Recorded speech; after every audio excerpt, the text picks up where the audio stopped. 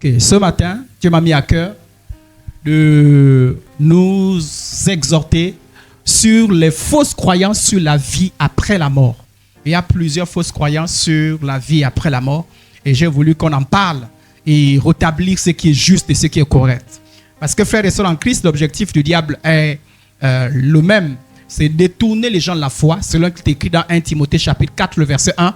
Mais l'Esprit dit expressément que dans les derniers temps, quelques-uns abandonneront la foi pour s'attacher à des esprits séducteurs et des doctrines des démons.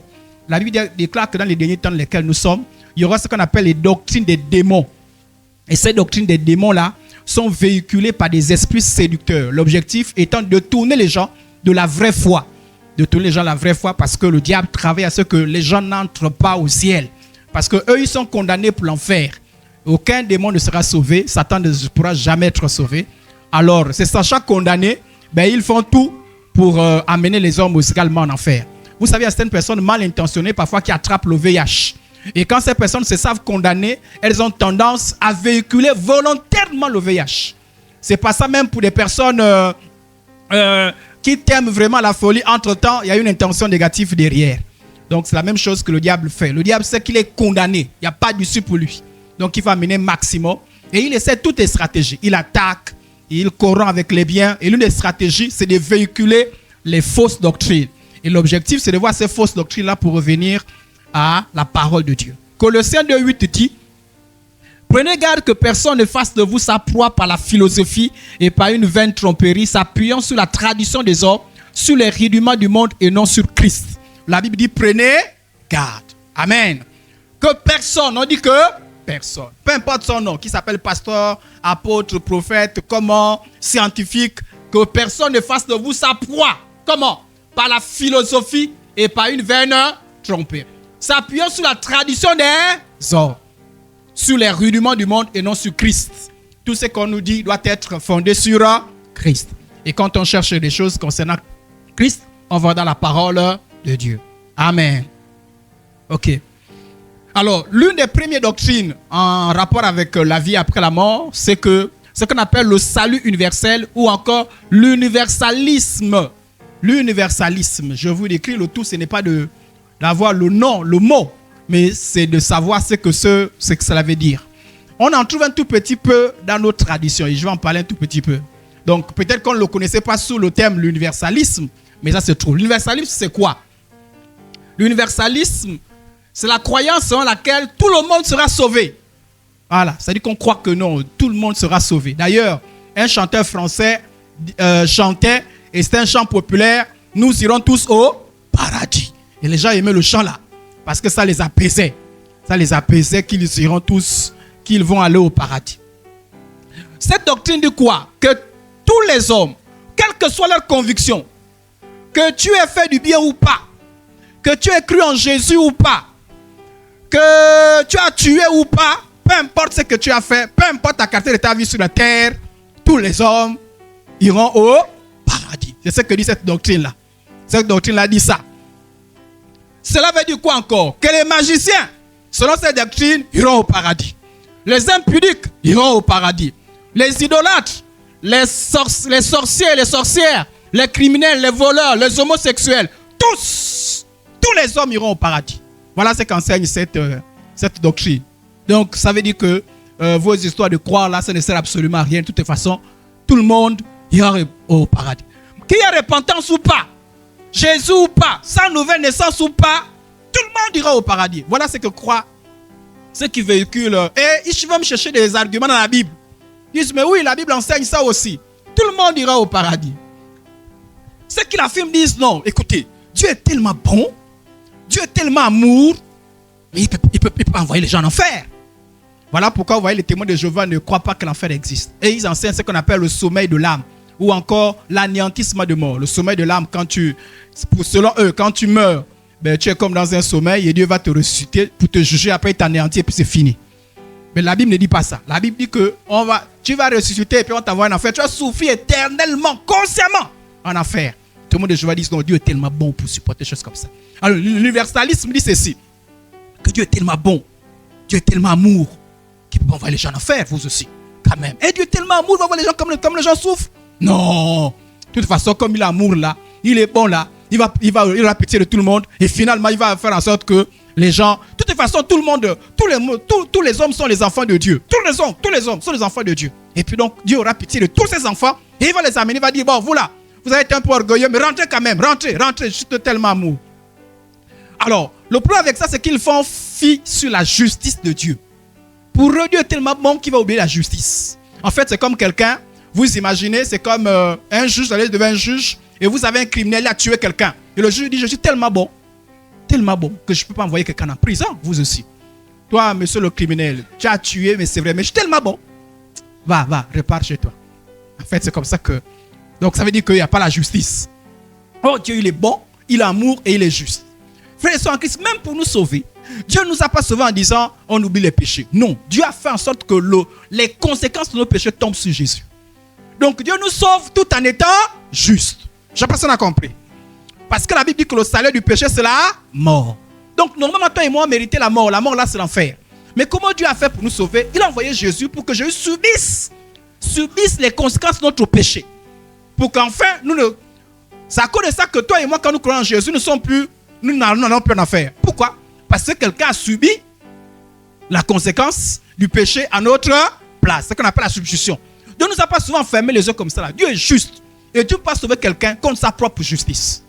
Je sais pas si on a compris. Voilà. Donc, tous les attributs de Dieu sont égaux. Dieu est bon, amour. À quel moment il manque de bonté? À quel moment il manque d'amour? À quel moment il manque de justice? Dieu est également saint. Dieu ne peut pas fermer les yeux sur un seul attribut. La Bible dit que l'amour et la bonté de Dieu consistent à offrir, parce qu'on dit Dieu est bon. Mais oui, justement, Dieu est bon. La bonté de Dieu, l'amour de Dieu a consisté à faire quoi? Mais Jean nous dit, car Dieu a tant aimé le monde. Son amour a conduit à faire quoi? Qu'il a donné son Fils unique, afin quiconque croit en lui ne périsse point, mais qu'il ait la vie éternelle. L'amour de Dieu nous a donné, c'est pour nous donner une solution. Et comme Dieu nous a créés libres, il nous a dit, bon, si tu prends la solution, tu es sauvé, tu ne prends pas, tu n'es pas sauvé. Voilà l'amour de Dieu. L'amour de Dieu, ce n'est pas te forcer à entrer en enfer. Parce qu'en fait, de toute façon, frères et sœurs en Christ, la vérité, c'est que ce n'est pas Dieu qui envoie les gens en enfer. C'est les gens qui vont eux-mêmes en enfer. En refusant la solution. Tellement ils sont orgueilleux, ils disent non, vraiment, voilà. Ils refusent la solution. Voilà. La solution la plus simple, elle est gratuite. On dit c'est compliqué. Ben, chacun rentre dans ses solutions. Donc, il n'y a pas... En fait, vous comprenez que cette croyance-là, elle est fausse. Ceux qui acceptent Jésus-Christ sont sauvés, mais ceux qui rejettent le salut n'entreront pas dans le royaume de Dieu. C'est ce que dit la Bible. C'est ce que dit la Bible. La Bible dit quoi? Dehors! On a dit quoi? On a dit quoi? On a dit quoi? C'est dans la Bible, hein? Dehors. Dans le dernier livre, la Bible. Donc les gens qu'on va mettre dehors qui n'entreront pas au paradis. C'est qui? Les chiens. Les chiens, ce sont les gens qui renoncent à un péché et qui repartent dans ça. Parce que le principe du chien, c'est quoi? C'est qu'il vomit et après il mange encore ses vomi. Ah oui, frère, sans que j'ai renoncé au péché, j'ai renoncé à l'impudicité, la boisson, j'ai renoncé. Et puis après, bon matin, tu repars, tu remanges encore. Dieu les appelle les chiens. Bon, n'allez pas dire à quelqu'un que Dieu t'appelle chien, sinon tu auras des problèmes. Tu regardes, tu sais seulement que Dieu appelle les gens comme ça chien. Mais tu fermes la bouche seulement. Parce que le problème va quitter sur Dieu, ça va venir sur toi. Les enchanteurs, c'est les magiciens et les autres. Les impudiques, les meurtriers, les idolâtres. Et quiconque aime et pratique le mensonge. La Bible dit, dehors. Apocalypse 21, verset 27. Il n'entrera chez eux, dans la nouvelle Jérusalem, rien de souillé. Une personne qui se livre à l'abomination. L'abomination comme l'homosexualité, le lesbianisme et toutes ces bêtises qui sont en train de venir. Donc nous devons prier pour nos enfants parce que là-bas, c'est en train de faire les cascades. Il y a des gens, un bon matin, ils pensent qu'il est homme. Après, un an après, ils pensent que non. Ils appellent ça, comment ils appellent ça? Ils appellent ça comment? Ils ont des noms pour dire ça dit que c'est que c'est pas ça dans la tête. Après, ils se disent non, peut-être que je suis femme en fait. Et puis après, non, mais peut-être que moi, je suis destiné à sortir avec les hommes. Non, mais moi, je suis les femmes. Non, mais finalement, je sors avec les deux. Non, mais finalement, je suis un homme sans sexe. C'est-à-dire que je ne suis ni homme, ni femme. Vous allez voir que dans ce qui se passe sur Internet, il y a déjà, à l'époque, il y avait homme, femme. Là, maintenant, il y a homme, femme, il y a sans sexe. Donc, on a ouvert cette rubrique pour eux. Donc, il y a des gens qui se... Et quelqu'un peut changer comme ça, là. On dit c'est normal. Tout ça, on appelle ça l'abomination. Et au mensonge, il n'entrera que ceux qui sont... il n'entrera que ceux qui sont écrits dans le livre de vie de l'agneau. Amen. Et ceux qui sont... Ceux-là, c'est qui? Ceux qui ont accepté Jésus réel. Pas seulement ceux qui disent Seigneur, Seigneur. Hein? Parce que Jésus a dit, tous ceux qui me disent Seigneur n'entreront pas dans le royaume, seulement ceux qui font ma volonté. Que Dieu vous fasse la grâce de faire sa volonté. Amen. Mais ceux qui rejettent, ceux qui refusent l'évangile seront jetés en enfer, où ils demeureront éternellement. L'enfer, ce n'est pas pour un jour. Ce n'est pas pour 2 jours. Ce n'est pas pour 100 ans. Ce n'est pas pour 1000 ans. Ce n'est pas pour 10 000 ans. C'est pour l'éternité. Apocalypse 21, 8. Mais pour les lâches, ceux qui pour un petit problème abandonnent Jésus, Dieu les appelle les lâches. Les incrédules, les abominables, les meurtriers, les impudiques, les enchanteurs, les idolâtres et tous les menteurs, leur part sera dans les temps ardents de feu et de soufre. C'est que la seconde mort. Et c'est éternel, ce n'est pas pour un temps. Matthieu 25, 46 dit, et ceux-ci iront au châtiment, comment? Et châtiment et comme aussi les justes iront à la vie et voilà. Donc l'universalisme n'est pas biblique. C'est pas biblique. Alors, chez nous on croit à l'universalisme comment? Je vais vous dire comment chez nous on croit à l'universalisme. Alors comment? C'est que, même si on ne le dit pas souvent, on voit l'attitude là, on voit les croyances dans les décès. Dans les décès, on croit que tout le monde est sauvé. Déjà, par exemple, dans tous les décès, a touché la louange. Comme disait quelqu'un, il a refusé la louange toute sa vie. Pourquoi c'est le jour de sa mort qu'on mettait la louange? S'il aimait couper, décaler, le jour de sa mort, mettait couper, décaler. Comment on peut mettre la louange là? Mais on met la louange, pourquoi? Parce qu'on se dit quand même. Et puis, quand quelqu'un décède, et ça c'est... Il devient tout d'un coup gentil. Même s'il était criminel, il était gentil. Il était bien. Et on écrit même des grands mots. Oh, paix à son âme. Que le Seigneur le reçoive. On commence à dire des choses. C'est-à-dire qu'on a une attitude telle qu'on croit que parce qu'il est mort, il entrera dans le royaume des cieux. Vous voyez quelqu'un, il est mort. Il est mort. Il est mort franc-maçon. Il est mort franc-maçon. Tout le monde sait qu'il était franc-maçon. Il est mort franc-maçon. Mais le jour de sa mort, vous voyez, parfois on paie, c'est un pasteur, c'est un prêtre. Dieu reçoit, on dit, homme de paix, homme de joie. Dieu reçoit ton fils dans le royaume des cieux. Et qui écrit ça? Parfois ce sont les chrétiens. Et qui va dire qu'il est sauvé? C'est un pasteur. Voilà, Dieu va recevoir son enfant. Tout le monde sait que c'était un occultiste. Dieu va recevoir quel enfant? Donc voilà toujours les attitudes qui sèment la confusion. Et ce qui fait que ceux qui viennent au décès pensent que, mais de toute façon, à la fin, vous voyez, à la fin, tout le monde va être sauvé. Ce qui n'est pas vrai. Ce qui n'est pas vrai. Ce qui n'est pas vrai. Le décès, c'était adopter un discours, des rituels, des artifices. On écrit même, voilà. Il est entré dans un repos éternel. Repos éternel, c'est pour ceux qui sont allés dans le paradis. Parce que si tu peux en enfer, il n'y a pas le repos éternel. Hein. Mais sur tous les décès, on écrit repos et... Bon, et puis quand même, qui va avoir entre nous qui va le courage d'écrire souffrance éternelle? Personne. Mais ne m'entend pas aussi. Alléluia. Donc, toutes ces choses-là font croire que celui qui est décédé, peu importe la qualité de sa vie, entre au ciel. Et puis le problème, c'est quoi? C'est que beaucoup de gens veulent croire dans l'esprit. Croire. Non, il allait au ciel. Il allait au ciel. C'est-à-dire qu'on se forge là-dessus. Et on voudrait que quelqu'un vienne nous attester que telle personne est en enfer. Frères et sœurs en Christ, il y a des gens qui meurent et qui vont en enfer. Sachez-le. Même s'il est mort. Il ne s'agit pas de juger. On ne demande pas de savoir. Maintenant, toi, tu as dit, quand tu es mort, tel est parti en enfer, tel est parti au ciel. Non, il ne s'agit pas de juger. Mais il s'agit aussi de ne pas trop mentir, vous aussi, frères et sœurs en Christ. Tout le monde sait que c'était un grand sorcier. Tout le monde sait. Ce n'est pas la peine d'aller écrire un enfant de Dieu rejoint le ciel. Même toi-même. Et toi, tu dis que tu es chrétien, tu es chrétien. Toi-même, tu sais ça. Quand tu écris de telles choses, ça dit que tu crois quelque peu à l'universalisme. Donc, attention à toutes ces choses-là qui sèment la confusion. Ayant en tout temps une attitude, un discours en accord avec l'évangile. Pourquoi je vous dis ça? Parce qu'un jour, on pourra vous appeler. Moi, on m'a appelé pour prier pour un mort. Par exemple, je n'étais pas encore pasteur. J'étais qu'un simple responsable. Quelqu'un est décédé, on me dit, viens prier. Tout à l'heure, je parlerai de la prière des morts. Et tu viens et tu dis n'importe quoi et n'importe comment. Attention. Alléluia. Nous reviendrons là-dessus et je vous dirai qu'est-ce qu'il faut dire lorsque vous êtes un pasteur, un responsable, si on vous demande de venir faire un discours, quelle prière il faut faire lorsque un mort décède? Pour ne pas aller semer la confusion, pour ne pas aller rentrer en contact avec les démons. La Bible dit, en tout temps, en toutes circonstances, on doit dire, celui qui croit au Fils a la vie éternelle. Celui qui ne croit pas au Fils ne verra point la vie, mais la colère de Dieu demeure sur lui. Donc attention à nos attitudes qui sèment la confusion. Là, c'est la première doctrine, l'universalisme. Tout le monde, pour conclure sur ce point, tout le monde n'ira pas au paradis. N'entreront au paradis que les enfants de Dieu, les autres iront en enfer. Le deuxième point, c'est la réincarnation. La réincarnation. La deuxième doctrine, la réincarnation. Peut-être certains d'entre vous avez entendu parler de ça. La réincarnation. Alors, c'est quoi la réincarnation? Commençons par le mot incarner, incarnation. Parce que réincarnation, c'est incarner deux fois. Donc, il faut d'abord comprendre ce qu'on appelle l'incarnation. L'incarnation, c'est quoi? C'est prendre ou revêtir un corps. Par exemple, dans le cas de Jésus, on dit que Jésus a été fait chair. Alléluia. Voilà, Jésus, il a existé avant de prendre un corps. À un moment donné, Jésus est venu et il a pris un corps. Vous savez que Jésus n'a jamais commencé, non? Tout le monde le sait? Alléluia.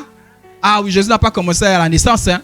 Jésus n'a pas commencé dans le ventre de Marie. Jésus n'a jamais commencé. Et à un moment donné, il est venu revêtir un corps. Il a revêtu un corps. Donc, il s'est incarné. Il s'est fait chair. Jésus est le seul enfant né dans ce monde qui existait avant sa naissance. Jésus est le seul. Avant qu'il ne soit né dans un corps humain, il existait déjà. Parce qu'il n'a jamais commencé. En ce qui concerne les hommes, bon, juste un texte qu'il appuie, hein. Celui, c'est Jean-Baptiste qui parle. C'est de lui que je vous ai parlé lorsque je disais, un homme vient après moi. Il m'a précédé car il existait déjà avant moi. Jean-Baptiste est né avant Jésus, mais il dit que celui que moi je baptisais là, il est né avant, il existait avant. Voilà, il a toujours existé. Il est le seul. Les âmes des hommes, nous, en fait, ce qui fait l'homme, ce n'est pas le corps. Le corps n'est qu'une enveloppe. C'est comme une lettre. La lettre, ce n'est pas l'extérieur. La lettre, c'est ce qui est à l'intérieur. L'enveloppe, c'est l'enveloppe. La lettre, c'est la feuille qui est à l'intérieur. Mais de la même manière, l'homme, ce n'est pas le corps là. Ce qui fait l'homme, c'est l'âme et l'esprit. Donc, l'âme et l'esprit des hommes n'existent pas avant leur corps. Non, non, non. Voilà. Ce moment où le corps est, dès les premières secondes, le corps est façonné, Dieu envoie l'âme et l'esprit qu'il a créé. Alléluia. Donc, on ne vous dit pas que nous, on a toujours existé, parce que moi, j'entends une doctrine comme ça là, qu'en fait, l'homme n'a jamais commencé parce qu'il existe en Dieu, avant, et puis à un moment, il est rentré. Attention, ça a affirmé que l'homme est comme Dieu, donc il n'a jamais commencé. Non, ça, ce n'est pas vrai. Amen. Ok. Alors, la réincarnation, finalement, c'est quoi? Maintenant, suivez bien. Dans notre tradition, on croit aussi à une forme de réincarnation. Et il faut enlever ça dans la tête quand on devient chrétien. La Bible dit, lorsqu'on devient enfant de Dieu, on fait ce qu'on appelle le renouvellement de l'intelligence. Et c'est enseigné dans beaucoup des religions. C'est enseigné en philosophie, c'est enseigné dans la Rose-Croix, dans la franc-maçonnerie, c'est enseigné dans beaucoup de religions. Qu'est-ce que la réincarnation? La réincarnation, c'est lorsqu'une personne meurt, tu quittes un corps au moment de la mort pour aller dans un nouveau corps. Le corps là peut être une plante, un animal ou encore un homme. On appelle ça la réincarnation. Donc les gens disent qu'en fait, là, on est là, on a déjà eu d'autres vies. En fait, c'est comme tu as eu plusieurs vies sur la terre. Voilà, tu as eu d'autres vies et tu en auras encore d'autres vies. Voilà, c'est ce qu'on dit. Voilà. Par exemple, si tu as fait les bonnes choses, c'est dans cette doctrine-là, tu as fait des bonnes choses. Quand tu vas mourir, tu vas maintenant apparaître dans le corps d'un riche. En fait, les gens qui croient en ça disent que vous êtes pauvre, pourquoi? Parce que vous avez fait les mauvaises choses dans votre ancienne vie. Donc, dans votre ancienne, vous avez fait une mauvaise chose. Et quand vous êtes venu dans une nouvelle vie, vous payez ce que vous avez fait dans votre ancienne vie. Voilà pourquoi tout se paye sur la terre. Non, tout ne se paye pas sur la terre. Ce n'est pas vrai. C'est une doctrine liée de la réincarnation. Donc, tu dois payer. Pour eux, si les gens souffrent la famine, c'est parce qu'ils ont fait des mauvaises choses dans leur ancienne vie. Voilà pourquoi ils les ont envoyés dans un endroit. Ils doivent souffrir pour payer leurs péchés. Et quand ils auront payé suffisamment leurs péchés, ils doivent encore évoluer. Là, maintenant, ils vont peut-être... Celui qui est riche, c'est parce qu'il avait fait des bonnes choses pendant qu'il était dans son ancienne vie. Donc, ça s'appelle la réincarnation. Donc, la réincarnation, c'est quoi? C'est qu'en fait, en définitive, l'homme le corps meurt et tu vas dans un autre corps. Donc, par exemple, on peut rencontrer un monsieur, on dit, oh, ça te fait 5 vies déjà. Donc, tu as existé et tu es allé dans un autre corps et tu as encore existé. Tu es la mort, tu as encore existé, tu es allé dans un autre corps. Mais certains vont dans les animaux, dans les plantes. Alors, dans notre tradition, on croit quoi? On croit, regardez. Moi, quand j'étais jeune, on racontait les histoires. Mais c'est des histoires démoniaques. Je vais vous en parler parce qu'il y a des démons derrière. Histoire démoniaque parce qu'on disait que oui, quelqu'un il est mort, il est parti. Et quand il est parti, il a vu ce qui se passe au ciel. Il a vu que non, il y a des gens au ciel. Quand on est mort, on rentre dans un pays. Là-bas, les gens se transforment en singes. Ils se transforment en porc-épic. Voilà pourquoi même la nuit, quand on vient manger, là, en fait, ce sont les morts qui sont transformés en singes qui sont venus manger. C'est pas ce qu'on raconte? Amen, amen. Pas on raconte de telles choses. Non, les porcs-épics que vous voyez là, en fait, ce sont les morts. Ils sont morts et puis ils se sont transformés, ils sont dans le porc-épic, ils sont venus manger. Voilà, ce sont eux. Parce que lorsque on meurt, on se transforme. Donc parfois quand tu tues un animal, il faut faire attention. Peut-être que ton parent que tu es en train de tuer. Voilà, on raconte de telles choses. On croit de telles choses. On croit de telles choses. Il y a des gens comme ça là. Ah, peut-être que c'est mon parent qui est venu manger, là on ne sait jamais. Donc ton parent s'est transformé en animal. Si tu crois à ça, tu crois à la réincarnation. La Bible n'enseigne pas ça. Et on dit que tu dois changer de vie jusqu'à ce qui s'appelle le nirvana. Ça là c'est pour séduire les universitaires un peu comme ma fille Jérémie, on vous appelle le gros le nirvana. En fait c'est un semblant de paradis. Donc tu atteins ce paradis là, par tes propres efforts. Tu dois expier tes propres péchés. Tu dois résoudre le problème de tes propres péchés par le nirvana, par plusieurs vies. Et d'ailleurs on vous dit, écoutez, on vous dit bon mais écoutez, pourquoi vous voulez douter de cette doctrine? Et on vous dit bon, on vous démontre que cette doctrine existe. Ils disent, bon, regarde, il t'est déjà arrivé de faire quelque chose, mais d'avoir la pensée que tu avais déjà fait ça. Voilà. Et ce qu'on appelle les impressions de déjà vu. Voilà. Ils disent, tu as déjà vu ça? Et tu dis oui. Oui, il m'est arrivé de faire quelque chose. Je me demande, oh, mon Dieu, que j'avais déjà fait ça, non? Ils disent, quand tu as ça, c'est la preuve de ton ancienne vie. En fait, tu avais fait ça dans ton ancienne vie. Et quand tu fais ça, tu te souviens que dans ton ancienne vie. Non, ce n'est pas vrai. Les impressions de déjà vues ne parlent pas de l'ancienne vie. En fait, c'est un trouble dans la tête. C'est un trouble psychologique, ça arrive. C'est un trouble, ça peut arriver à quelqu'un. C'est de créer ces impressions. Je n'ai pas envie de faire de parler là-dessus parce que si j'avais des universités, je parlerais suffisamment. Donc, je n'ai pas envie de vous embrouiller là-dessus. C'est un trouble, ça n'a rien à voir avec l'ancienne vie. Alors, maintenant, je vais vous étonner. Je vais vous tenir, frères et sœurs en Christ. Il y en a d'autres qui disent, il y en a d'autres qui ont... Regardez, moi j'ai suivi un documentaire. On est ensemble? Oh! On a suivi un documentaire d'un enfant. C'est des choses qui existent. Hein? Donc ça vient, sachez que vous êtes enseigné, vous savez que c'est les bêtises. Alors un enfant, il avait environ 12 ans. Et il dit à ses parents que, là vous me voyez là, j'ai déjà vécu. Je suis revenu dans une autre vie. Les parents disent non. L'enfant dit, j'étais dans telle ville, il donne le nom. J'habitais telle maison. Donne. Dans la ville là où j'étais, il y avait une piscine, il y avait ça, il y avait ça, il y avait ça, il y avait ça. Il donne des choses, il donne même des noms. Il dit, il y avait un monsieur qui s'appelait tel. Et que font les parents? Les parents ont pris l'avion. Quand ils ont pris l'avion, ils sont allés dans un endroit. L'endroit 1, la ville existe. 2, la maison existe. 3, tout ce que l'enfant a décrit, exact, ça existe. Alors, qu'est-ce qui explique ça? Les démons. Les démons. Et c'est des choses aussi, parfois il y en a certains qu'on appelle ce qu'on appelle l'hypnose. Et ça, normalement, je vais enseigner ça à mes jeunes là. Parce qu'on les ment beaucoup avec ça. Dans l'hypnose c'est quoi? C'est quelqu'un prend le contrôle de ton esprit. Tu es comme assoupi. Et on te dit, répare dans ton ancienne vie. Et quelqu'un dit, oui, dans mon ancienne vie, je vois, j'étais blanc. Avant, dans mon ancienne vie, j'étais blanc. J'habitais la Belgique. Et j'étais ceci. Pourquoi? Parce que c'est des pratiques démoniaques. Si on vous soumet à l'hypnose refusée, alléluia, c'est des pratiques démoniaques. Donc il y a des gens sous l'influence des démons, viennent raconter des choses, puisque les démons connaissent toutes ces choses-là, racontent des choses donnant l'impression que la personne existait dans l'ancienne vie. Et ce qui existe quand même dans notre tradition. On voit des gens, par exemple, il y a quelqu'un qui vous dit non, mais en fait, Moi, j'ai vu, par exemple, quelqu'un, et puis tous les chrétiens, je raconte ça ici. Et puis les gens ont cru. Non, en fait, j'étais sorcier, j'ai fait la sorcellerie, j'ai tué les gens. Après, je suis mort. Je suis revenu dans le ventre de ma mère et je suis revenu à la vie. Ok. Amen, amen. Par exemple, chez les Ouest-Africains, Togolais, Béninois, ils ont une pratique selon laquelle, lorsque tu perds un enfant, ils font des signes sur la personne qui est décédée. Et ils te disent, l'enfant là va revenir. Donc, qu'est-ce qui se passe? Tu accouches et l'enfant vient avec les signes que tu as fait. On dit non, c'est l'enfant qui est revenu. Ce sont les démons. Oh, ce sont les démons. Quand vous croyez à ces choses-là, les démons vous aident à croire. Donc, quand vous vous livrez aux démons, les démons viennent mettre les signes. Les démons sont capables de beaucoup de choses. Et vous croyez que c'est la personne qui est morte qui est revenue.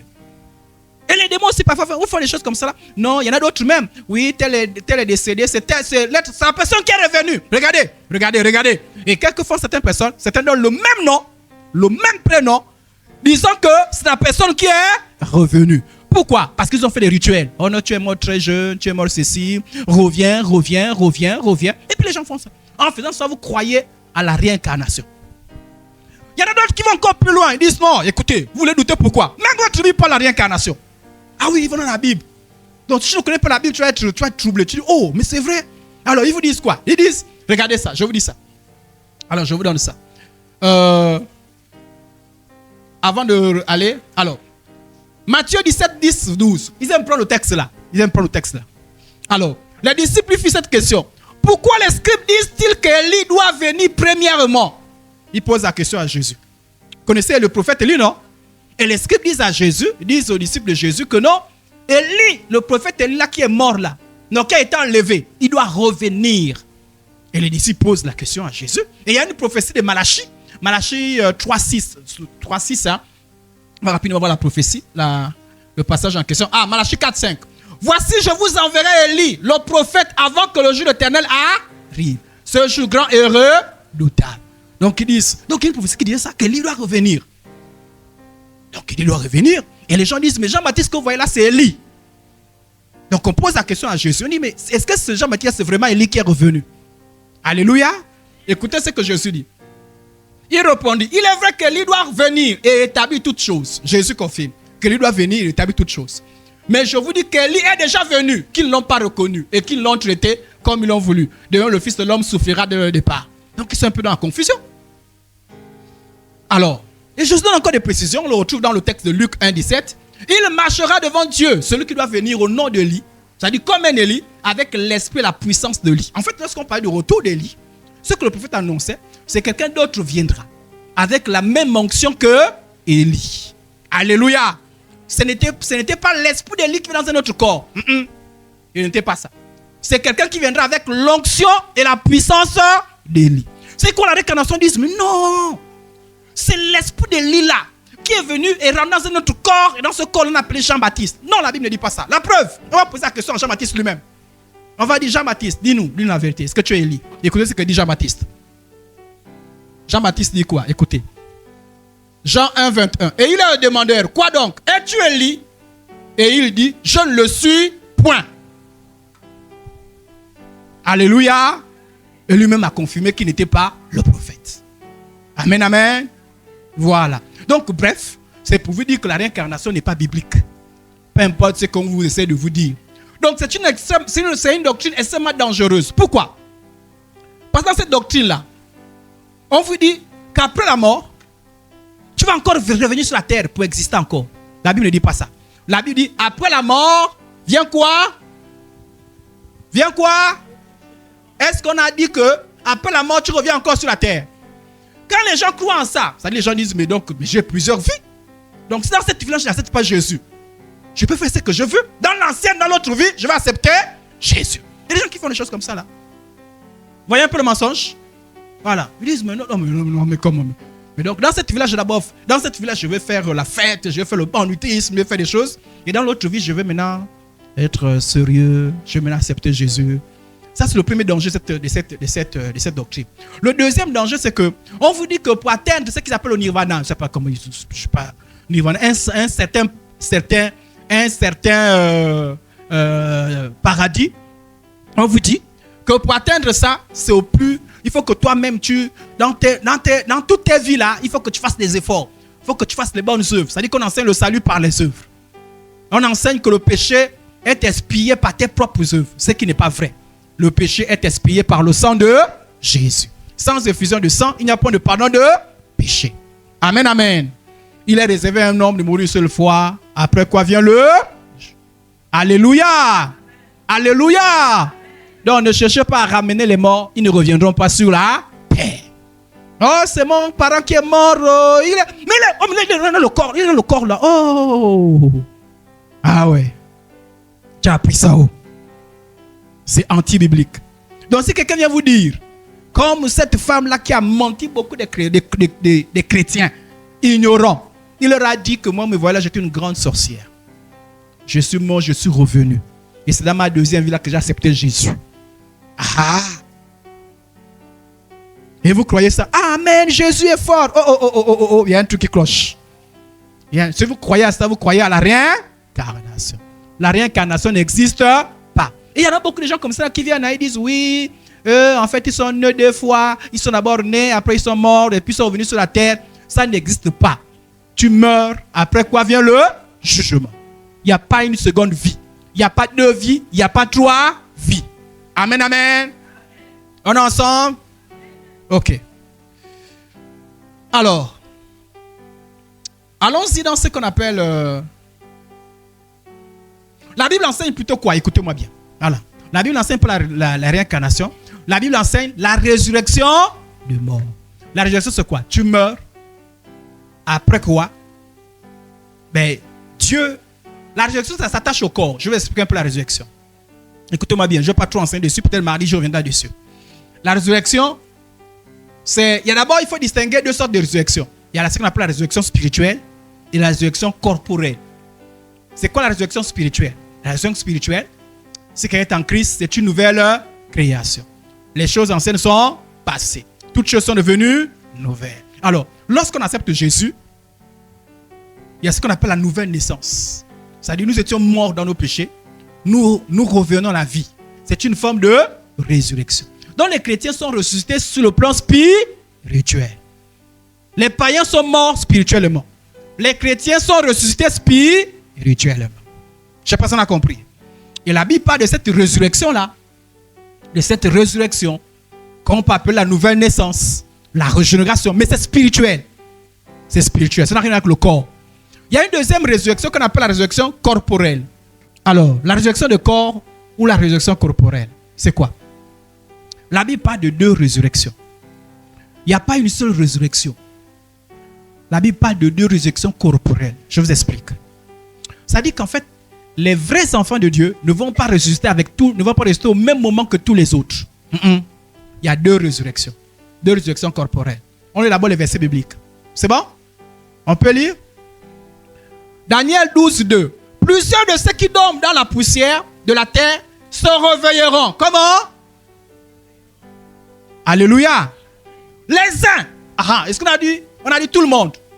Les uns pour la vie et les autres pour l'opprobre, pour la honte et... Ça contredit ceux qui disent que tout le monde ira au paradis. Vous voyez déjà, non?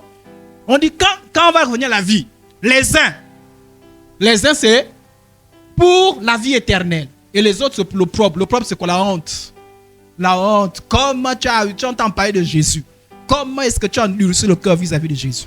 Voilà ce qu'on appelle l'opprobre, la honte, le désarroi. C'est comme une forme de malédiction. Acte 24, 15. Et ayant en Dieu cette espérance. Alors, quelle est l'espérance des chrétiens? Comme ils l'ont eux-mêmes, qu'il y aura une résurrection des justes et des... Donc, il y a 2 résurrections, non? Il y a une résurrection des justes et une résurrection des injustes. C'est bon? Ok. 3e texte, Jean 5, 29. Ceux qui auront fait le bien ressusciteront pour la vie. N'est-ce pas? Alors, quand on parle du bien ici, là, ce n'est pas d'abord les bonnes œuvres. Hein. Le bien ici, là, consiste d'abord à recevoir Jésus-Christ comme Seigneur et Sauveur. Personne. J'espère que vous savez que tout le bien qu'on fait en dehors de Jésus, en fait, ne compte pas. Tout le monde sait ça, non? Tout ce que tu fais de bien en dehors de Jésus ne compte pas. Parce qu'en fait, tu es rebelle. Tout ce que tu fais de bien là, le bien, le premier bien, c'est d'abord de t'humilier, de reconnaître Jésus-Christ comme Sauveur et Seigneur. Donc quand tu dis bien, ah oui, la dernière fois j'ai donné 1000 francs à quelqu'un, donc ça là c'est moi. Si tu n'es pas d'abord, Jésus n'est pas ton Seigneur, tes 100 francs ne servent à rien. Alors, ceux qui ont fait le bien ressusciteront pour la vie, mais ceux qui ont fait le mal ressusciteront pour le jugement. Alors, maintenant, résumons ça. 2 résurrections. La première résurrection, celle des justes, n'est-ce pas? La deuxième résurrection, c'est celle des injustes. La première résurrection, c'est pour la vie et deuxième résurrection, c'est pour la honte éternelle et le jugement. La première résurrection aura lieu quand? À l'enlèvement de l'église. C'est que les chrétiens attendent. Les chrétiens n'attendent pas la fin du monde. Car avant la fin du monde, les chrétiens doivent être enlevés pour le ciel. Ça dit quoi? C'est que ça arrive aujourd'hui là. Alors, je vais expliquer encore. Il faut toujours répéter. Jésus va revenir 2 fois. La première fois, c'est pour venir chercher l'église. Quand il venait pour la première fois, il ne va pas toucher sur la terre. Voilà pourquoi Jésus a dit, si on vous dit que je suis là-bas, on n'allait pas. C'est faux. Si on vous dit non, il est à Libreville, prenez le train. C'est faux. Je ne suis pas. La première phase de retour de Jésus, c'est dans les airs. C'est-à-dire qu'il descend dans les airs. Tout ça se passe en une fraction de seconde. Donc c'est rapide. Il fait dans les airs. Les morts en Christ ressuscitent. Et si les vivants, c'est-à-dire que c'est maintenant là, nous on n'est pas encore morts, automatiquement on est enlevé et transformé à la rencontre du Seigneur. Tout ça se passe en une fraction de seconde. C'est ce que les chrétiens attendent tous les jours. On n'attend pas la fin du monde. Et quand les chrétiens seront enlevés, ce n'est pas encore la fin du monde. Je vais expliquer ça. Pour ceux qui seront là, les vacances, je vais expliquer ça. Je vais bien vous expliquer toutes ces choses-là. On aura le temps. Mais l'enlèvement de l'église, ce n'est pas la fin du monde encore. Non. Alors, gare à ceux qui vont rater l'enlèvement de l'église. Si vous voulez savoir ce qui se passait après l'enlèvement de l'église, lisez Apocalypse. Ah oui, hein? Lisez Apocalypse. Moi, la première fois que j'ai lu ça, je n'ai pas continué. J'ai fermé. J'ai dit, oh Seigneur. J'ai fermé. J'ai dit, non, c'est pas vrai. Ça, c'est vrai, ce qui va arriver. Mais béni soit le Seigneur, ça va arriver après l'enlèvement de l'église. Pourquoi Jésus va enlever l'église? Parce que Jésus ne veut pas que... Parce que là, les problèmes qui vont arriver après l'enlèvement de l'église, la Bible dit que ces problèmes n'ont jamais eu lieu depuis que la terre existe. Donc, tu as entendu parler de déluge, ce n'est pas comparable. Tu as entendu de Sodome et Gomorrhe, ce n'est pas comparable. Première guerre mondiale, la Bible dit que ce n'est pas comparable. Et il faut que ces choses arrivent. Mais avant que ça n'arrive, l'église, les chrétiens doivent être enlevés. Alléluia. Et après 7 ans, donc, ça c'est... Et la première résurrection, on appelle ça la résurrection d'entre les morts. C'est-à-dire, si Jésus arrive aujourd'hui, les morts qui vont ressusciter, c'est lesquels? C'est les morts qui sont morts en Christ. Alors, vous posez la question, mais donc quand on meurt en Christ, donc on passe sur la terre, on reste sur la terre. Non. La résurrection, ça s'attache au corps. Je vous explique bien, rapidement, parce que c'est pas ça l'enseignement. C'est-à-dire que lorsque quelqu'un meurt, son âme et son esprit auprès de Dieu. Tu as une vie là-bas. C'est-à-dire que tu as comme un semblant de corps, mais ce n'est pas encore le corps de la résurrection. Maintenant, ton corps, on l'a détruit, on l'a brûlé, ce n'est pas un problème. Le jour de l'enlèvement de l'église, tu auras un nouveau corps. En même temps que ceux qui sont encore vivants. Je ne sais pas si on a compris. Voilà pourquoi on parle de résurrection. Ce n'est pas que tu t'es là, tu t'es endormi, et puis résurrection, tu sors. Non. Quand un enfant de Dieu meurt, automatiquement, il va auprès de Dieu. Mais sauf qu'il n'a pas encore le corps de la résurrection. Je ne sais pas si on a compris. Donc, le jour de la résurrection, c'est le corps qui va ressusciter. Même s'il avait brûlé, même s'il avait fait comment, il n'y a pas de problème. De toute façon, c'est la résurrection, ce n'est que... en fait, le corps, ça a changé. Ce n'est pas le même corps. On n'aura pas le même corps, pas la même couleur, pas la même forme. Donc, si vous voyez qu'une bosse là, je serai beau au ciel. Tout le monde sera beau. Donc, quand on dit, oh, tu es court, ce n'est pas grave. Au ciel, je serai bien. Tu es gros là, mais vraiment, le ventre là, dépassé maintenant comme une femme. Ce n'est pas grave. Jésus a arrangé ça. Alléluia. Tu as fait le régime, ça ne s'arrange pas. Ce n'est pas grave. Oh non, mais moi, Dieu m'a créé sans l'oreille. Ce n'est pas grave. Ça va s'arranger au ciel. Amen, amen. Alors, donc, la première résurrection, et quand les morts en Christ vont ressusciter, les autres morts ne sont pas ressuscités. Ah non. Caïn n'est pas ressuscité. Ah non. Pharaon n'est pas ressuscité. Tous les méchants là, tous ceux qui insultent Jésus là, ne vont jamais ressusciter. Non, c'est pas là. Ça, c'est la résurrection seulement de ceux qui sont en Christ. Voilà. Mardi, par la grâce de Dieu, je vous enseignerai que cette résurrection se fait en plusieurs phases. Je ne sais pas. Alors, et la seconde résurrection, c'est quoi? Après 1000 ans. Pourquoi 1000 ans? Parce qu'après la grande tribulation, je vous dis ça rapidement, j'espère, je prie Dieu que vous essayez de comprendre. Après la grande tribulation, l'Antichrist va venir, 666 va régner. Les croyants, les enfants de Dieu vont revenir sur la terre. Est-ce que vous savez que tous les enfants de Dieu qui sont morts, et même ceux qui seront enlevés, vont revenir sur la terre pour régner avec Jésus. Là, Jésus va toucher la terre. Il ne viendra pas seul, il viendra avec les anges, avec tous les saints. Venir régner sur la terre pendant 1000 ans. Je vous en parlerai. Qu'est-ce qui va se passer sur la terre? Et c'est après les 1000 ans. Après les 1000 ans, Satan sera rejeté, la terre sera séduite et le monde sera détruit. Et ce n'est qu'après les 1000 ans, sa dernière résurrection. Dernière résurrection. Ça, c'est la résurrection pour le jugement. C'est-à-dire que tous ceux qui sont morts en méprisant Dieu depuis Caïn jusqu'au moment du jugement là, ils vont ressusciter pour ce qu'on appelle le jugement du grand trône blanc. Alléluia. Si un jour tu ouvres les yeux et on te dit tu es devant le grand trône blanc, tu sais que tu es parti pour l'enfer. Tous ceux qui seront devant le grand trône blanc n'entreront jamais dans le royaume des cieux. Donc si un jour tu grattes les yeux, tu dis je suis où? On dit tu es devant le grand trône blanc. Sache que tu as raté le ciel. Alléluia. Et la Bible dit, Apocalypse chapitre 20, qu'il y avait les petits et les grands. Ah oui, on appelle ça bon, parce que souvent les jeunes pensent que non, c'est plutôt les adultes. Non, les petits et les grands. C'est que dans l'Apocalypse. Dès que tu as l'âge de la raison, tu dois faire le choix. Jésus ou pas Jésus. Alléluia. Donc tout ceci pour vous dire quoi? La résurrection n'aura pas lieu au même instant. Alors, c'est pas vrai. Parce que souvent vous enseignez ça, c'est parce que vous devez vous embrouiller. Oh, que les païens et les chrétiens vont ressusciter ensemble. Ils vont venir devant Dieu. Et puis il va dire, toi à ma gauche, toi à ma droite. Ce n'est pas vrai. Vous confondez l'histoire de Matthieu 24. Matthieu 24 ne parle pas du jugement. Ça, c'est un autre jugement qui s'est passé là. C'est compliqué à vous expliquer. Mais les païens et les chrétiens vont ressusciter ensemble. Les chrétiens vont ressusciter avant. Et la Bible dit, heureux ceux qui ont part à la première résurrection. C'est écrit dans l'Apocalypse. Dans quel texte? C'est écrit, je crois que j'ai noté ça, 26. Heureux ceux qui ont part à la première.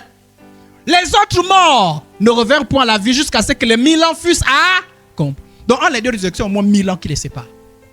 Amen. Dieu vous aidera à comprendre davantage. Amen. Voilà. Ce que je veux dire, mon point, c'est que la réincarnation n'existe pas. Alors, je vais courir pour l'autre point, le purgatoire. Le purgatoire n'est pas biblique. Ce n'est pas biblique. Ce sont des inventions. Il y a des chrétiens qui croient à ça. Je vais vous dire comment. Le purgatoire, c'est l'église catholique. C'est l'église catholique qui a inventé ça. C'est l'église catholique est un état où ceux qui meurent dans la grâce, ils appellent ça la grâce, l'amitié de Dieu. Je ne sais pas ce que ça veut dire. Il y a eux-mêmes qui savent ce qu'ils appellent la grâce et l'amitié de Dieu. Mais dans tous les cas, que ceux qui meurent là souffrent après leur mort une purification afin d'obtenir la sainteté nécessaire pour entrer dans la joie du ciel. Ainsi, selon eux, le purgatoire serait un endroit intermédiaire entre l'enfer et le paradis. Eux, ils disent non, il n'y a pas deux endroits. Nous, on croit qu'il y a deux endroits. Il y a le ciel et l'enfer. Mais ils ont créé un troisième endroit. C'est eux qui ont créé ça, ce n'est pas Dieu. Comme eux, ils sont plus forts que Dieu désormais, ils ont créé ça. Et ils appelaient ça le purgatoire. Selon eux, c'est l'endroit où vont. En fait, tu étais chrétien, mais tu n'étais pas un vrai chrétien. Tu t'es baptisé, mais après ton baptême, tu es allé, voilà pourquoi chez eux, dès que tu es baptisé, tu es assuré d'entrer au ciel, selon eux. Mais après, ils t'expliquent, ils disent non. Bon, tu t'es baptisé, tu t'es devenu enfant de Dieu. En fait, tu es sauvé, mais tu n'es pas totalement sauvé. En fait, tu t'es sauvé. Non, mais tu as dit que tu étais chrétien, mais tu as encore dans le péché, tu as fait les mauvaises choses, c'est pas grave. Toi, tu iras au purgatoire. Là-bas, il y aura un feu. Et pour calmer ta conscience, parce que tu dis, c'est quel feu? Le feu de l'enfer. Non, pas le feu de l'enfer. Ils appellent ça le feu de l'amour de Dieu. C'est un feu qui va venir te purifier. Son rôle, c'est de te nettoyer. En fait, tu voulais rentrer au ciel, mais tu es sale. Tu n'étais pas propre.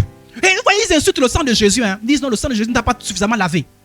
Donc tu es rentré, tu es un enfant de Dieu. Oh, tu rentres au purgatoire et là-bas, c'est le feu maintenant qui te lave. Le feu te lave. Et pour que le feu te lave vite, il faut demander à tes parents de prier pour toi. Je veux dire que je parle la prière de mort pour les morts, non? Alléluia. Ok. Il faut demander à tes parents de prier pour toi. Parce que plus tu pries, plus le feu te lave. Parce que sinon tu vas durer là-bas. Parce que au lieu de, par exemple, tu devais faire 10 ans. Alors, avec la prière de tes parents, tu peux faire 5 ans. Et après 5 ans, maintenant, tu apparais au ciel. Tu dis, ah, voilà moi. Vous pensez que je devais rester? Je suis arrivé. Voilà le purgatoire. Ah, c'est un film, hein? Alléluia. Il y a des gens qui croient ça. Il y a des gens qui disent, non, mais moi, je suis chrétien. Alors, je peux faire les mauvaises choses. Bon, au lieu d'aller directement au ciel, j'entrerai au purgatoire. Là-bas, je vais être lavé. Mais de toute façon, après, je vais te retrouver. Toi, Idrissa, qui part tous les jours là. Toi, tu entres au ciel, non, je vais te retrouver. Même si je passe par le purgatoire. C'est pas grave, de toute façon. C'est la fin qui compte. Alors, voilà le purgatoire selon eux. Frères et sœurs en Christ, celui qui efface le péché, ce n'est pas le feu. Ce n'est pas le feu qui efface le péché. C'est le sang de Jésus.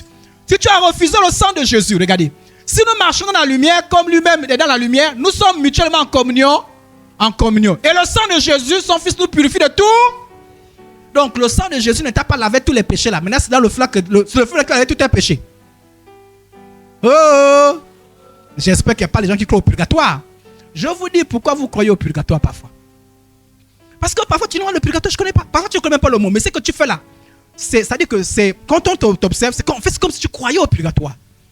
Le sacrifice de Jésus est pleinement suffisant. Il n'y a rien à ajouter. Ce que Jésus a fait est suffisant pour laver quelqu'un. Alléluia. Il n'y a rien à ajouter. Il n'y a rien à ajouter. Et il n'y a rien à enlever. Notre souffrance ne peut pas nous sauver. Alléluia. C'est par la grâce qu'on est sauvé.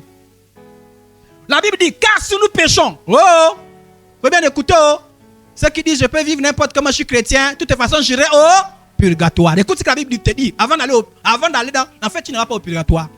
Tu vas te retrouver en enfer. Et tu penseras qu'il y a des gens qui vont se retrouver en enfer, ils pensent qu'ils sont au purgatoire. Je souffre. Non, je suis au purgatoire. Non. Après, je vais sortir. Tu es en enfer, mon frère. Tu es en enfer, ma soeur. Tu ne sortiras plus. Alléluia. Parce qu'on a dit, oui, l'enfer, personne ne sort, mais tout le monde au purgatoire, tous ceux qui sont au purgatoire vont sortir. Pas au même moment. C'est ce du mensonge. Hébreux 10, 20. C'est car si nous péchons, c'est quoi? Volontaire. Après avoir reçu la connaissance de la, il ne reste plus de sacrifice pour les. Et parce que la Bible dit, ça dit que si tu pêches volontairement, tu as la vérité, on te dit sur le sang de Jésus, tu pêches. Il ne faut pas penser que c'est le feu du purgatoire là qui va te laver. C'est un mensonge. C'est pas biblique. C'est pas dans la Bible ça. Amen, amen. Donc avant de quoi, il faut d'abord lire ça. Il ne faut pas qu'on te mente. Hein. D'abord, le purgatoire n'est pas dans la Bible. Et bon, peut-être que le mot n'est pas dans la Bible, parce qu'il y a des choses que nous disons qui n'est pas forcément, le mot n'est pas écrit comme ça. Mais la réalité n'existe pas. La réalité n'est pas. Mais on dit, mais qu'est-ce qui t'attend? Mais est-ce qu'on a dit sur le purgatoire? Est-ce qu'on a dit si nous péchons volontairement, nanana, mais il ne reste plus de service sur le péché, mais le purgatoire t'attend. C'est ce qu'on a écrit. Mais on dit, mais une attente terrible et l'ardeur d'un feu qui fait quoi? Est-ce qu'on a dit que d'un feu qui purifie les péchés de ceux qui sont au purgatoire? Alléluia. Donc si tu as un frère et une soeur qui croient au purgatoire, tu dis pardon mon frère, pardon, sors de là. Alléluia. La Bible ne parle pas de 3 endroits après la mort, mais uniquement de 2.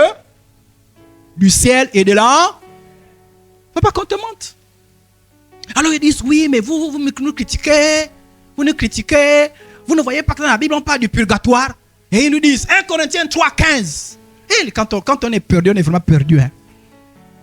Alors, voilà un texte comme ça. Le texte parle des récompenses. Et ils disent que ça parle du salut.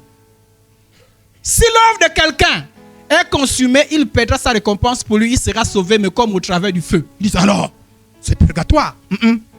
Le texte là ne parle pas du salut. On parle du tribunal de Christ. Quand vous lisez 1 Corinthiens 13, on parle du tribunal de Christ. On ne parle pas du salut. On parle des croyances. C'est-à-dire que lorsqu'on va mourir, ou bien lorsqu'on sera enlevé, lorsque l'Église sera enlevée, on va aller auprès de Jésus. Alléluia. Pas pour savoir si on va en enfer ou... La Bible dit que quand tu es un vrai enfant de Dieu, tu n'es plus jugé. C'est-à-dire qu'on ne va jamais se présenter devant Dieu pour dire, bon, tu avais volé. Non, le sang de Jésus effaçait tous tes péchés. Parce que tu as cru en Jésus. Parce que tu marches selon sa volonté. Amen, amen. Et nous serons devant le tribunal de Christ. Le tribunal de Christ, ce n'est pas pour être jugé. Si tu es condamné ou tu es sauvé ou pas. Le tribunal de Christ, c'est pour savoir que tu as la récompense. Le salut est gratuit, mais les récompenses ne sont pas gratuites. Ça dit qu'au ciel là-bas, on va peser tes œuvres que tu as fait pour Dieu. on n'aura pas les mêmes récompenses. Le salut, c'est tout le monde. Si tu es enfant de Dieu, tu es sincère, tu es sauvé. Mais en termes de récompense, regardez le brigand qui était sur la croix. Il a été sauvé, non? Celui qui s'est repenti là. Mais il a été sauvé sans récompense. Parce qu'il a accepté Jésus. Il n'a pas eu le temps de travailler. Donc toi qui dors quand les autres travaillent. Toi qui dors quand les autres prient. Quand ils sont zélés, évangélistes, toi tu es seulement là. Tu n'auras pas les mêmes récompenses. Mais la Bible dit que là, certaines personnes qui ont quand même fait des choses pour Dieu. Mais seulement, c'est avec les mauvaises motivations. C'est-à-dire que tu donnes l'argent seulement pour qu'on te voit. Voilà. Tu viens, non, vraiment, Delphin là, il se prend pour qui? Il pense qu'il y a quelqu'un qui a l'argent. Donc tu viens, tu sors 10 000. Alléluia, alléluia, Tout le monde dit, vraiment, tu fais les offrandes. Non, tu as sorti 10 000 là, c'est pas pour que Delphin voit. La Bible dit que c'est zéro. La Bible dit que ton offrande, ça va ressembler à la paille. C'est-à-dire que ça va être prouvé au feu. Quand on va être prouvé, c'est-à-dire quand on brûle, ça brûle tout. Il n'y a rien. On va te dire, mais écoute, mais Idriss, tu n'as rien. Mais j'ai donné 10 000. Non, 10 000 là, c'est avec une mauvaise motivation. C'est vrai, ça ressemble à la paille. Tu n'as rien. Tu es sauvé, mais tu n'as rien eu. C'est ce qu'on appelle sauvé, mais au travers du feu. On a compris? Amen, amen. Il ne s'agit pas du purgatoire. Alors, à cette doctrine du purgatoire est rattachée ce qu'on appelle la prière pour les morts. Alors, qu'est-ce que dit la Bible sur la prière pour la mort? Je vais finir avec ça. La prière pour les morts ou l'intercession pour les morts. Écoutez-moi bien, frères et sœurs en Christ. Parce qu'il y a des gens, parfois, ils sont dans les églises évangéliques. Mais ils vont à l'église catholique pour payer les messes, pour prier pour leurs morts. Toi, tu dis que tu ne crois pas au purgatoire. Oh, on est ensemble.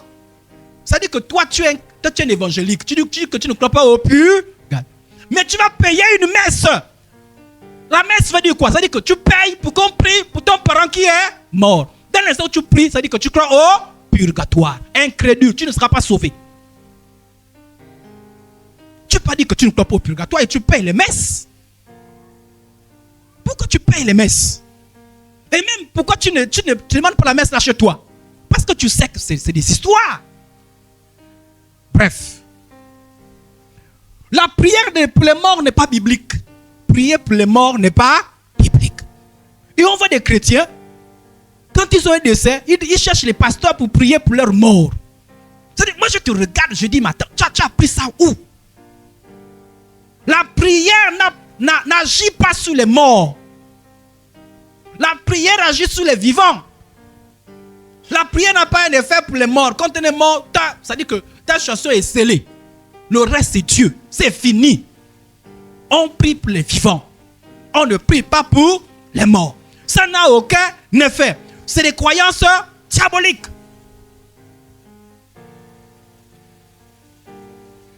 Nos prières pour ceux qui sont morts sont sans effet. La destinée éternelle de chaque personne se confirme au moment de sa mort. Quand tu es mort, c'est fini. Soit tu es parti en enfer, soit tu es parti au ciel. Alléluia. Même tout ce qu'on raconte après là. Jacques, tu nous laisses. Ça c'est pour les vivants. Ça c'est le scénario des vivants. Jacques est mort. Jacques ne t'écoute pas. Jacques, mais vraiment, je me souviens la dernière fois qu'on est parti au marché. Tu parles à qui? C'est la terre que tu parles. Et je vous ai dit, je vous répète ça encore. Vous qui dites que vous ne parlez pas aux morts là, mais vous parlez sur les réseaux sociaux, sur vos statuts. Non, ne me dis pas ça. Non, attends. Non, c'est pas toi. Non, tu m'as laissé. Tu t'adresses à qui? Oh, les païens le comprennent. Mais toi, tu es enfant de Dieu. Et tu crois, tous les jours, tu vas à l'église. Va à l'église, alléluia. Vas-y, tu vas pas à l'église, voisin. Mais toi, tu parles à l'église, ton intelligence n'est pas renouvelée. Tu parles à l'église, tes habitudes ne sont pas renouvelées. Quand il s'agit de parler de mort, le païen parle, toi aussi tu parles. Où est la différence? Mieux encore même la personne qui reste à la maison. Sérieusement. Puisque vous devez être pareil. Oh non. Tu as laissé les enfants là avec qui? Oh, même la plantation qu'on a fait ensemble, oh, qui va encore prendre? Tu t'adresses à qui? Je vous ai dit, faites ça en cachette. Mais quand tu fais ça, tout le monde sait que tous ceux qui connaissent la Bible disent, maman, mais c'est un chrétien d'où? de Mive. Seigneur Jésus, la honte. Tu es responsable. Il faut qu'on commence à mettre sous discipline pour les choses comme ça, quand même. Oui, on te destitue. Le même jour, destitution. Parce que tu fais la honte. Alléluia. Donc, il y en a d'autres qui parlent aux morts. Il y a d'autres qui prient pour les morts. Ça dit que tu vois, faut pas, quand quelqu'un est mort, ne venez pas me dire, oh, prie pour que ta prière ouvre le chemin. On vous a dit que la prière ouvre le chemin. On est ensemble? Non, on a demandé de prier pour que ne venez pas m'appeler. Ne venez pas m'appeler. Ma prière n'ouvre pas le chemin pour les morts. Jésus est le chemin, la vérité. Si la personne n'a pas accepté Jésus sérieusement, si son chemin est fermé, son chemin est...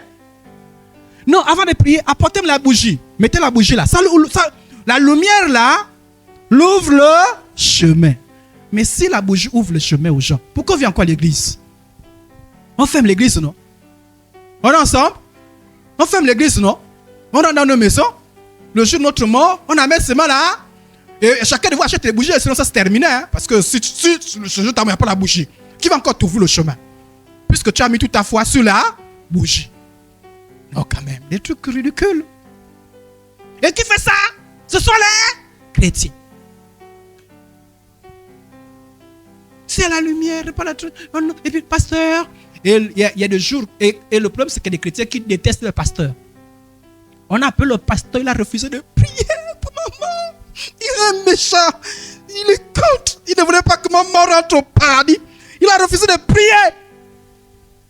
Ça là, même si tu quittes l'église, je ne prierai jamais pour ton mort. Si tu pêches, ne me fais pas rentrer dans ton péché. Si toi tu vas prier pour les morts, vas-y, courage. Courage. Et tu attristes le Saint-Esprit. Ça dit que c'est des croyances pas bien. On ne prie pas pour les morts. Quand quelqu'un est mort, c'est fini. Si c'est un enfant de Dieu, c'est pas la peine de faire. C'est un enfant de Dieu, il est parti au ciel. Tout ce que vous faites ne sert absolument à rien. Il est parti au ciel. Parfois même des choses qu'on fait. Oh non, il faut forcément une veste. Yeah. Un veste, ça sert à quoi? Oui, il faut... non, il faut bien le maquiller. Si on n'a pas maquillé la bagarre que tu vas faire là, tu es capable de faire toute une bagarre, c'est même parce qu'il faut qu'on maquille quelqu'un. Mais tout ce qu'on fait là, ça ne sert absolument à... Maquillage pour maquillage, on va mettre dans la terre. De toute façon, le corps là, c'est fini. Il est parti. Oh, vous pouvez faire tout ce que... Moi, un jour, j'ai vu le défilé du mort. Vous savez comment on fait le tour de ville pour le mariage? On fait aussi le tour de... Donc, on dit que le mort doit d'abord voir d'abord la ville pour une dernière fois. Tour de ville. Regarde là, regarde ce que tu as abandonné. Regarde, mais il est parti depuis. Il va encore regarder quoi? Si c'est un enfant de Dieu, il a mieux que ça. Si c'est quelqu'un qui est parti en enfer, il souffre. Alléluia. Amen, amen. J'ai jamais vu dans un pays, on appelle sa femme. On dit viens l'embrasser pour une dernière fois. La femme rentre dans la tombe, dans le cercueil. L'embrasse. L'embrasse dans l'as. Oh. Allez, embrasse-le bien. Fais le bisou. Fais le bisou. Dernière fois. Bisou. Ça, c'est pas la torture. Ça ne sert absolument à rien. Amen, amen. À la mort de chaque personne, soit il entre au ciel pour avoir eu l'humilité, la sagesse, la grâce d'avoir cru sincèrement en Jésus, soit il est jeté dans le tourment, l'enfer, pour avoir manifesté l'orgueil, le mépris face à l'évangile. À la mort, dès que quelqu'un dit il est mort, c'est scellé. C'est avant la mort, quelqu'un peut encore changer. On peut encore accepter Jésus, c'est possible. Mais après la mort, soit il est parti au ciel, soit il est parti en enfer. L'état spirituel d'une personne ne peut plus être changé après sa mort. Je veux que tu le saches. Ta prière ne va rien changer. C'est-à-dire que jamais dans la Bible on a vu quelqu'un qui a prié et puis la personne était en enfer, mais la prière a fait en sorte que ça dit que la personne était en enfer. Et puis son parent a prié. Et puis pam, la personne se retrouve au ciel. Ça n'existe nullement. Et vous savez ce que font certains? C'est les catholiques qui ont menti les gens. Vous savez pourquoi ils ont menti? C'était pour avoir l'argent. La preuve. Pour avoir les prières là, surtout pour chez les catholiques là, il faut faire quoi? On donne l'argent, non? On donne l'argent, non? Oh. Et les riches, ils ont compris ça, ils font comment? Ils donnent beaucoup d'argent, ils disent non. Au lieu de prier pendant 1 heure, vous faites, quand je vais mourir, vous faites 4 veillées de prière. Parce qu'une petite prière d'1 heure là, on ne sait jamais, ça peut rater. Donc, au moins 4 jours. Donc, les gens sont là pendant 4 jours. L'argent, la manipulation. Alléluia. Il n'y a pas de plan de salut de l'homme après la mort. Après la mort, il n'y a plus de choix à faire. Mais l'attente terrible jugement. C'est-à-dire quand quelqu'un est mort, il n'y a plus de choix. C'est-à-dire que la personne a refusé Jésus. C'est-à-dire sur la terre, on a dit Jésus. La personne était religieuse, la personne était fausse. Ce n'est pas après la mort que la personne, tout d'un coup, à cause de ta prière, tout d'un coup, il dit non, Jésus, c'est toi. Ça n'existe nullement. C'est faux. Alléluia. Les catholiques justifient ça en disant quoi? Écoutez ce que les catholiques disent. Il ne faut pas croire à ça. Ils disent, c'est à ce qu'on appelle la communion des saints. Ils appellent ça, je crois à la communion des saints. Et ils disent quoi? Que, en fait, tous les enfants de Dieu, vivants et morts, sont unis. Ils sont unis. Donc, les vivants prient pour les morts prient pour les vivants. Je vous ai dit qu'eux, ils disent que ceux qui partent au purgatoire, selon eux, sont aussi les enfants de Dieu, qui n'existent nullement. Et ils disent que si tu pries pour les morts aussi vont intercéder pour toi. Alors ils disent ça. Si tu pries pour ton parent qui est mort, lui aussi, là, quand il va voir Jésus, il va dire, oh Jésus, tu vas sur la terre. Mon parent a prié pour moi. Hein. Souviens-toi aussi de lui, hein. Réserve aussi lui une place. Parce qu'il a beaucoup prié pour moi. Hein. Donc les gens font quoi? Ils disent, on prie pour les morts, pour que les morts prient pour nous. Alléluia. Ok. La Bible n'en parle pas de la prière des morts. Ça n'existe pas. Maintenant, que font les catholiques? Sachez que votre Bible, d'ailleurs, l'année prochaine, chaque personne va avoir. Il y a des gens qui n'ont pas de Bible ici, là. Vous n'avez pas de Bible, l'année prochaine, chacun va avoir les Bibles. Les Bibles électroniques, là. Bientôt, les gens sont en train de manipuler les Bibles. Il y a des versets qu'on va bientôt enlever et toutes ces choses-là. Donc, chacun doit avoir une Bible papier. Tu peux être chrétien et pas avoir une Bible papier. J'aime avoir plus de Bibles. Quand quelqu'un se convertit, tu donnes. Mais il n'y a pas de Bible. Donnez les enfants les Bibles. Achetez-vous également les Bibles. Alors, la Bible qu'on utilise, ce sont 6 livres. Ces livres-là, à l'époque, la Bible n'a pas toujours existé comme ça. La Bible, c'est un ensemble de livres. Ce sont les gens qui ont renu ces livres-là. Et ça en a fait 66. Au moment où on renouissait les livres de la Bible, un jour, je vous enseignerai comment ça s'est passé. Je n'ai pas le temps pour l'enseigner maintenant. Il y a des gens qui ont voulu introduire des faux livres qui n'avaient rien à voir avec la Bible. Et ce qu'on appelle les livres apocryphes. Et parmi ces livres-là, il y a le livre... Moi, j'ai déjà lu ces livres-là. Il y a Judith, il y a les Siracide, Sagesse. J'ai déjà lu ça. J'ai déjà lu aussi Maccabée. Alors, dans Maccabée, chapitre 12, verset 46, c'est dans les Bibles catholiques. Les Bibles catholiques, dans la Bible Tob, par exemple, la Bible catholique, vous savez, ce verset-là. Donc, dans 2 Maccabée, chapitre 12, verset 46, on voit, je vous raconte, c'est bon? Pourquoi pas chercher la Bible n'importe comment? Il y a la Bible qu'on appelle traduction monde nouveau. La Bible est témoin de Jéhovah. Il ne faut pas la voir. Tu as la traduction monde nouveau, c'est une Bible trafiquée. Il y a une Bible, le catholique, là, il faut enlever ça. Il faut avoir les Bibles correctes. Alléluia. Voilà. Donc, on passe ma Bible. Les gens manipulent la Bible déjà. Ah, il ne faut pas acheter n'importe quelle Bible. Dans 2 Maccabée, chapitre 12, verset 46, je suis en train de terminer. Et c'est là une pensée sainte et pieuse. Voilà pourquoi il fit ce sacrifice expiatoire pour les morts, afin qu'ils puissent délivrer leurs péchés. En fait, je vous raconte l'histoire. Dans ce passage, un certain Judas Maccabée, un prêtre juif, organise une collecte afin de pouvoir offrir un sacrifice expiatoire pour les péchés des soldats juifs morts au combat qui portaient avec eux des objets consacrés aux idoles. Donc, c'était une guerre des Israélites contre un certain peuple. Et lors de cette guerre-là, certains soldats vont mourir. Mais le Judas Maccabée en question va s'apercevoir que ceux qui sont morts là, ils avaient des idoles. Donc, ils disent, peut-être qu'ils sont partis en enfer. Alors, qu'est-ce qu'il va faire? Judas Maccabée, dans ce texte-là, va organiser une prière afin que ceux qui sont morts soient délivrés de leurs péchés. Donc, les catholiques s'appuient là-dessus. Ils disent, mais attendez, vous pensez c'est quoi? C'est dans la Bible, non? Ils disent, on ne comprend pas l'histoire des Bibles là. Tu vas dire, mais oui, mais pasteur, qu'est-ce que tu m'as dit sans la Bible? Alléluia! Sachez que ce livre-là n'est pas un livre qui fait partie du canon biblique. Amen, amen. Donc, ça ne peut pas nous amener à prier pour les morts. Donc, ça n'existe pas. La Bible enseigne de plusieurs manières que chacun de nous sera jugé selon ses propres œuvres, selon son propre choix. Donc, ce n'est pas la peine. Ce n'est pas la peine de prier pour quelqu'un qui a refusé Jésus. Et même quand vous priez pour les morts, là, écoutez-moi bien. Quand tu vas payer la messe, je vais prier pour mon parent. Ça veut dire que quelque part, tu es en train de dire, mon parent n'est pas entré au ciel. Ça veut dire que tu as fini que ton parent n'est pas entré au ciel. Et comme il n'est pas entré, il faut que je paye pour qu'on fasse les prières pour qu'il entre au ciel. Vous voyez? Si tu sais qu'il n'est pas entré au ciel, il n'y a rien à faire. C'est son choix. Alléluia. Alléluia. Est-ce qu'on peut accepter Jésus-Christ à la place de quelqu'un d'autre? Est-ce qu'on peut naître de nouveau à la place de quelqu'un d'autre? Mais pourquoi vous pensez que c'est maintenant quand il est mort là que ma prière va faire en sorte que ce soit à la place de quelqu'un d'autre? Même dans notre milieu, et même chez les catholiques, on te demande d'être baptisé. Non, c'est chez les Mormons. Chez les Mormons, c'est aussi notre secte religieuse, chrétienne. Chez les Mormons, on vous dit, baptise-toi pour ton parent qui est mort sans être baptisé. Je ne sais pas si vous comprenez. On vous dit non, comme il est mort sans être baptisé, ça dit qu'il ne va pas dans le ciel. Alors pour qu'il soit baptisé, il faut que tu te baptises à sa place. Alors les Mormons font quoi?